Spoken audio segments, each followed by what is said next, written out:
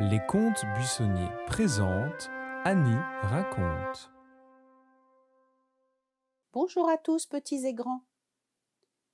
Cette semaine, je vais vous raconter un conte norvégien tiré de l'album Contes d'hiver, adapté par Hélène Kérillis et illustré par Stéphane Gire, aux éditions Vilo Jeunesse.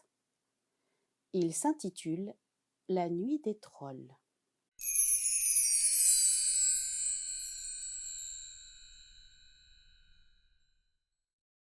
À grands pas dans la neige, un homme et un ours marchaient ensemble.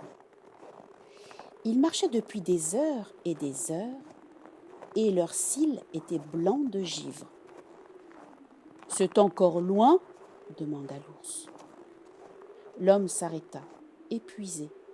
Il s'était mis en route de bon matin pour aller fêter Noël à la cour du roi, mais la neige avait entravé leurs pas, et maintenant le jour tombait. « On ne va pas passer Noël au milieu de la forêt !» s'écria l'ours. L'homme regarda le ciel. Tout ce qu'il restait du soleil, c'était une pâle lueur. Bientôt, la nuit glaciale emprisonnerait la forêt tout entière. Il faut trouver un abri avant qu'il fasse complètement noir. Oui, mais où ? L'homme et l'ours reprirent leur marche, cherchant désespérément un signe entre les branches enchevêtrées. Soudain, ils aperçurent une lumière. Là, une maison, ou plutôt une cabane en rondin, maison traditionnelle des bûcherons dans le pays. L'homme alla frapper à la porte. « S'il vous plaît, ouvrez, je m'appelle Thor et je vous demande l'hospitalité pour mon ours et pour moi. » La porte s'entr'ouvrit. Un bûcheron au regard apeuré passa la tête au dehors et dit « Allez-vous-en, vous ne pouvez pas rester là. »« Par pitié, reprit Thor, accueillez-nous juste pour cette nuit. »« Allez-vous-en, répéta le bûcheron en frissonnant. Ne restez pas ici, surtout la nuit de Noël. » L'ours dansait d'une patte sur l'autre pour se réchauffer. Thor sentait derrière lui le souffle glacial de la forêt.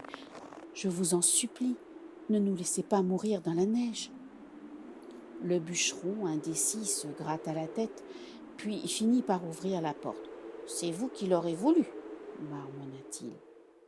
Il s'appelait Alvor. Liv, sa femme, sortait de délicieux gâteaux du four. Les enfants suspendaient des guirlandes. Une dinde et sa sauce embaumaient la pièce. La cheminée ronflait. Le tableau était parfait. Sauf que Liv et Alvor tremblaient de peur et que leurs enfants semblaient terrorisés. « Mais que se passe-t-il ici ?» s'étonna Thor. « Le malheur est sur nous, » répondit Alvor. « Tous les ans, la nuit de Noël, des dizaines de trolls envahissent la maison. Ils nous frappent, ils nous tirent les cheveux, ils nous injurient, » ajouta Liv. « Ils cassent tout, la vaisselle, les guirlandes et même nos jouets, » gémirent les enfants. « Chez nous, c'est la nuit de Noël et c'est la catastrophe. Voilà pourquoi je ne voulais pas vous recevoir. »« Eh bien, les trolls ne nous font pas peur. Pas vrai, l'ours ?» s'écria Thor. L'animal hocha la tête et vint se coucher en boule au coin de la cheminée. Avec sa belle fourrure blanche, on aurait dit un gros chat. Un très gros chat. À peine minuit avait-il sonné que les trolls apparurent. Il en sortait de partout, des lattes du plancher, de la cheminée, de sous la porte, de la lampe suspendue au plafond. Il y en avait des petits, des grands, des gros, avec des mains griffues, des nez en patates, des oreilles poilues, des cheveux en broussailles. Ça grouillait dans la cabane avec des reniflements de bêtes. Un troll édenté s'approcha des enfants épouvantés. Liv et Alvor les prirent dans leurs bras et toute la famille s'enfuit, abandonnant la maison aux trolls. Alors, le saccage commença. Dans un vacarme assourdissant, les verres se fracassèrent, les assiettes voltigèrent, la dinde tournoya, les gâteaux dansèrent, la sauce valsa sur les vitres, La maison trépidait du haut en bas sous les coups des trolls. Pendant ce temps, immobiles comme des statues, Thor et son ours assistaient au désastre. Soudain, un troll remarqua la bête couchée en boule au coin de la cheminée. Il saisit un morceau de dinde et vint l'agiter sous le nez de l'animal. « Minou, Minou, c'est pour qui ça ?» L'ours avança le museau, mais le troll recula vivement. Il éclata de rire, engloutit la viande et reprit son manège avec un autre morceau. « Minou, Minou, c'est bon ça, hein ?» Cette fois, l'ours se déplia entièrement. Il se dressa sur ses pattes arrière et s'étira de tout son long, son grand corps masquant la lumière et ses oreilles touchant le plafond. Enfin, il ouvrit la gueule et poussa un hurlement si terrifiant que le sang des trolls se glaça dans leurs veines. En un éclair, ils disparurent tous par où ils étaient venus, les lattes du plancher, la cheminée, sous la porte. Alors, Thor et son ours ramassèrent la nourriture, remirent de l'ordre et nettoyèrent la maison. Puis, ils allèrent chercher Liv, Alvor et les enfants.